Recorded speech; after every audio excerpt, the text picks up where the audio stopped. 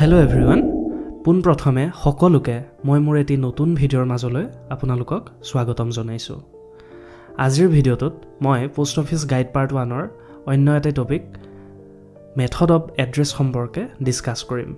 এই টপিকটোৱে post office guide part 1ৰ ক্লজ নাম্বাৰ 26ৰ পৰা 34ৰ ভিতৰত আছে।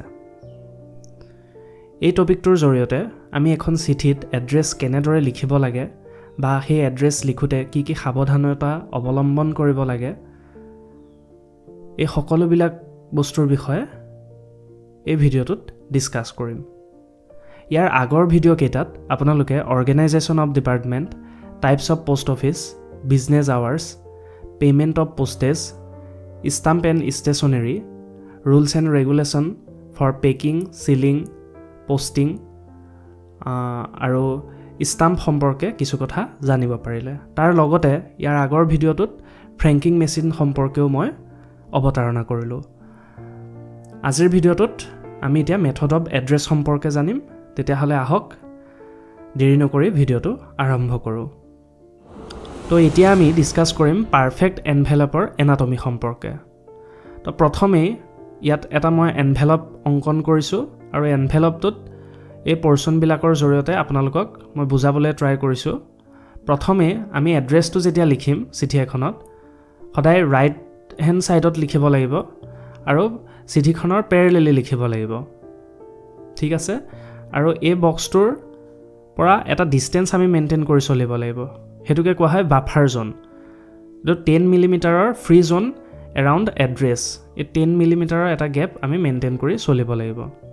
তাৰ বাহিৰেও আমি যেতিয়া এটা পোষ্টেজ ষ্টাম্প এখন চিঠিৰ ওপৰত এপ্লাই কৰিম, তেতিয়া 3 চেণ্টিমিটাৰৰ এটা মাৰ্জিন আমি মেইনটেইন কৰিব লাগিব, অৰ্থাৎ 3 চেণ্টিমিটাৰৰ গেপ এটা আমি ইয়াতে মেইনটেইন কৰি ৰাখিব লাগিব। আৰু এই পোষ্টেজ ষ্টাম্পটোৰ মেক্সিমাম এৰিয়া কিমান হ'ব? 74 মিলিমিটাৰ, ঠিক আছে। তাৰপিছতে ক্লিয়াৰ জোন আমি এটা এৰিব লাগিব, minimum 15 millimetre blank space on all 3 sides. এই তিনিওটা ছাইডত, অৰ্থাৎ এইখিনিৰ পৰা ধৰি পেলাই ইয়ালৈকে, যিটো আমি ৰেড কালাৰ দি মই জিগজাগকৈ অংকন কৰিছোঁ, সেই পৰ্চনটোৰ কথা কৈছোঁ। আমি সেই চিঠিখনত কি কৰিব লাগিব? 15 মিলিমিটাৰৰ এটা ব্লেংক স্পেচ এৰিব লাগিব। তাৰপিছতে চেণ্টাৰ এড্ৰেছটো আমি যেতিয়া লিখিম, সেইটো সদায় লেফ্ট ছাইডৰ কৰ্নাৰত লিখিব লাগিব। এইটো আমি ৰাইট হেণ্ড ছাইডত লিখিছিলোঁ এড্ৰেছটো, আৰু চেণ্টাৰ এড্ৰেছটো সদায়, অৰ্থাৎ ফ্ৰম এড্ৰেছটো লেফ্ট হেণ্ড ছাইডৰ কৰ্নাৰত আমি লিখিব লাগিব। তো সামগ্ৰিকভাৱে এইখিনি বস্তুকে ইয়াত বুজোৱা হৈছে। তাৰ বাহিৰেও যেতিয়া আমি এই এড্ৰেছটোৰ ভিতৰত পোষ্ট টাউনৰ কথা ক'ম, তেতিয়া সেই পোষ্ট টাউনটো লিখোঁতে ব্লক লেটাৰটো ইউজ কৰিব লাগিব। তাৰ লগতে আমি আণ্ডাৰলাইন কৰি দিয়াটো প্ৰয়োজনীয়। তাৰ বাহিৰেও যিটো পিনক'ড থাকিব পোষ্ট টাউনখনৰ, সেই পিনক'ডটো আমি দিব লাগিব। তো এইখিনি বস্তুৱে এখন চিঠি লিখোঁতে আমি চিঠিৰ এনভেলপটোত মন কৰিবলগীয়া কথা থাকে। এতিয়া আমি আৰু কেইটামান কথা জানিব লাগিব। তাৰ ভিতৰত আছে পোষ্ট অফিচ ৰেগুলেশ্যন 2024ত থকা টেক্সট ৰুল আৰু বাৰক'ড বা লগ' ইউজ কৰা ৰুল সম্পৰ্কে। এতিয়া টেক্সট ৰুলবিলাকত কি আছে? যেতিয়া আমি এটা এনভেলপৰ ওপৰত টেক্সট বা সেই লাইনবিলাক লিখিম, তেতিয়া সিহঁতৰ মাজত এটা ডিফাৰেঞ্চ থাকে। তো সেই ডিফাৰেঞ্চটো কিমান হয়? 1 মিলিমিটাৰতকৈ ডাঙৰ হ'ব লাগিব, বাট 5 মিলিমিটাৰতকৈ কম হ'ব লাগিব। অৰ্থাৎ ইহঁতৰ মাজৰ যিটো স্পেচ, সেই স্পেচটোৰ কথা কৈছোঁ। কি বুলি ক'লোঁ? যে ফাৰ্ষ্ট লাইনটোৰ পৰা ছেকেণ্ড লাইনটোলৈ যিটো স্পেচ থাকিব, সেইটো 1 মিলিমিটাৰতকৈ ডাঙৰ হ'ব আৰু 5 মিলিমিটাৰতকৈ সৰু হ'ব। আৰু মেক্সিমাম কেৰেক্টাৰ্ছ পাৰ লাইন কিমান হ'ব? 40টা হ'ব, এক্সক্লুডিং, অৰ্থাৎ এই স্পেচক এৰি পেলাই 40টা তাত কেৰেক্টাৰ্ছ থাকিব। ঠিক একেদৰে বাৰক'ডৰ ক্ষেত্ৰত আমি জানিব লাগিব, যেতিয়া চেণ্টাৰে এটা লগ' পঠিয়াব, তাৰ মেক্সিমাম ছাইজটো সদায় 25x50 মিলিমিটাৰৰ ভিতৰত থাকিব লাগিব, তাতকৈ ডাঙৰ হ'ব নোৱাৰিব। আৰু লগতে যিবিলাক ধৰা প্ৰিণ্টেড বাৰক'ড থাকে, সেই প্ৰিণ্টেড বাৰক'ডবিলাকৰো মিনিমাম লেংথ ব্ৰেথটো কিমান হ'ব লাগিব?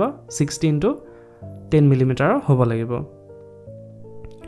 আৰু এটা ইয়াতে বাৰক'ডৰ কথা দিয়া হৈছে যে তাৰ এই বাৰক'ডটো যিটো স্কেনিং বাৰক'ড, সেইটো তাৰ যিটো লেংথ থাকিব লাগিব মিনিমাম কিমান হ'ব? 18x18 মিলিমিটাৰ আৰু তাত এটা স্পেচ এৰিব লাগিব, সেইটো হ'ল 15 মিলিমিটাৰ স্পেচ।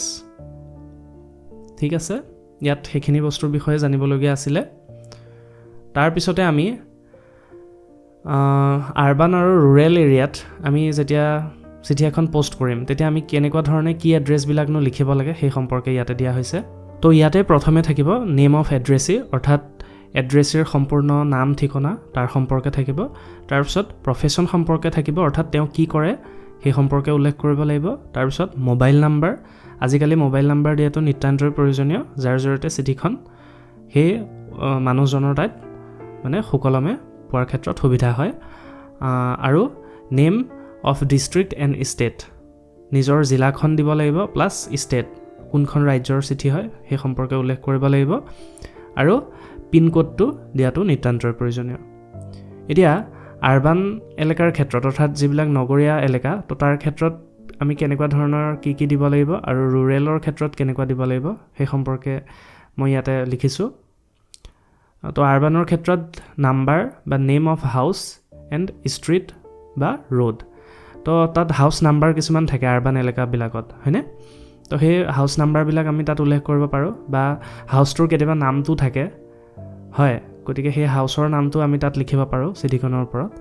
তাৰপিছত নেম অফ লোকেলিটি অৰ মহল্লা, তো মহল্লাৰ যিটো নাম সেইটো আমি লিখিব পাৰোঁ, বা সেই ওচৰৰ পাজৰৰ ঠাইখিনিৰ কথা আমি লিখিব পাৰোঁ। তাৰ উপৰিও পোষ্ট বক্স নাম্বাৰটো আমি উল্লেখ কৰিব পাৰোঁ। কিহৰ ক্ষেত্ৰত? এই চহৰীয়া যিটো এলেকা তাৰ ক্ষেত্ৰত। আৰু ৰুৰেলৰ ক্ষেত্ৰত কি হ'ব, অৰ্থাৎ গাঁৱলীয়া জেগাৰ ক্ষেত্ৰত কি হ'ব, ফাদাৰ্ছ এণ্ড হাজবেণ্ডছ নেম, অৰ্থাৎ আমি কেয়াৰ অফ বুলি লিখোৱেই নহয়, গাঁৱলৈ যেতিয়া এখন চিঠি আমি পষ্ট কৰি পঠাওঁ তেতিয়া পোষ্টমেনজনৰ যাতে সুবিধা হওক তাৰ কাৰণে কেয়াৰ অফ সেই হাজবেণ্ড হওক বা ফাদাৰ মাদাৰ যোন থাকে তেওঁলোকৰ নাম আমি তাত লিখিব লাগিব। নেম অফ ভিলেজ এণ্ড থানা, থানাখনৰ নামটো উল্লেখ কৰিব পাৰোঁ, তাৰ উপৰিও ভিলেজ অৰ্থাৎ গাঁওখনৰ নামটো উল্লেখ কৰিব পাৰোঁ।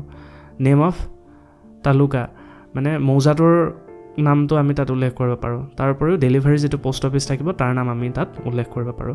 গতিকে এই এড্ৰেছৰ ক্ষেত্ৰত এইসমূহ বস্তু আমি মন কৰিব লাগিব। এতিয়া আমি ডিছকাছ কৰিম ক্লজ নাম্বাৰ 27 আৰু ক্লজ নাম্বাৰ 28ৰ বিষয়ে। ইয়াতে ক্লজ নাম্বাৰ 27ত ডিফেন্স আৰু এয়াৰফ'ৰ্চ ছেক্টৰৰ কাৰণে আমি যেতিয়া এখন চিঠি পঠাম তেতিয়া আমি কোনখিনি প্ৰিকুৱেশ্যনছ ল'ব লাগিব সেই বিষয়ে উল্লেখ কৰা হৈছে। আৰু 28ত নেভি পাৰ্চনেলৰ কাৰণে যেতিয়া পঠিয়াম তেতিয়া আমি কিনো পদক্ষেপ ল'ব লাগিব সেই সম্পৰ্কে ইয়াতে কোৱা হৈছে। এতিয়া যেতিয়া আমি ডিফেন্স ছেক্টৰ বা এয়াৰফ'ৰ্চৰ কাৰণে চিঠিখন পঠিয়াম তেতিয়া আমি এড্ৰেছটো কৰোঁতে সদায় 56 APO অথবা 99 APOলৈ কৰিব লাগিব। তাত আমি কোনো ধৰণৰ পোষ্ট টাউন এড কৰিব নোৱাৰিম। এড কৰিব কি পাৰিম, তাত নাম্বাৰটো, সেই ধৰা চিঠিখন যালে যাব তেওঁৰ নাম্বাৰ এটা থাকিব, তো সেই নাম্বাৰটো উল্লেখ কৰিব পাৰিম। তাৰপিছত তেখেতৰ ৰেংকটো কি সেই সম্পৰ্কে উল্লেখ কৰিব পাৰিম, নেম আৰু ইউনিটটো সম্পৰ্কে উল্লেখ কৰিব পাৰিম। ঠিক একেদৰে নেভি পাৰ্চনেলৰ কাৰণে যেতিয়া বস্তুটোখন আমি পঠিয়াম তেতিয়া কেয়াৰ অফত ফ্লেট মেইল অফিচ বম্বে সেইটো লিখিব পাৰিম। আৰু কি ৰিকুৱাৰ্ছ হ'ব, নাম্বাৰ, ৰেংক, নেম আৰু INS শ্বিপ সেই সম্পৰ্কেহে উল্লেখ কৰিব পাৰিম। তো এইবিলাকে টাৰ্মছ এণ্ড কণ্ডিশ্যন থাকে। তাৰপিছতে আমি ক্লজ নাম্বাৰ 29ৰ মাজলৈ আহিছোঁ। তাতে ডেলিভাৰেবল এড্ৰেছ আৰু আনডেলিভাৰেবল এড্ৰেছ সম্পৰ্কে কোৱা হৈছে। এতিয়া আমি এড্ৰেছটো লিখোঁতে সম্পূৰ্ণ ডিটেইলছটো দিব লাগিব, তেতিয়াহে বস্তুখন যিজন মানুহলৈ পঠিওৱা যায় তেওঁ পাব, হয়নে? গতিকে সেই সম্পৰ্কে আমি ইয়াতে আলোচনা কৰিম, অৰ্থাৎ ক্লজ নাম্বাৰ 29টোৱে আমাক সেই সম্পৰ্কে কৈছে। ইনভেষ্টৰ নাম্বাৰ 2 ভিক্টৰিয়া গাৰ্ডেন্স বম্বে, আৰু ইয়াতে পিনক'ডটো লিখা হৈছে।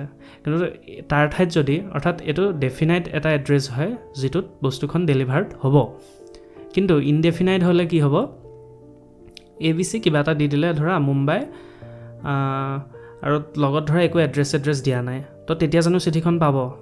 তেতিয়া কোনো পধ্যে পষ্টমেনে গৈ পেলাই সেই মানুহজনক চিঠিখন দিব নোৱাৰে।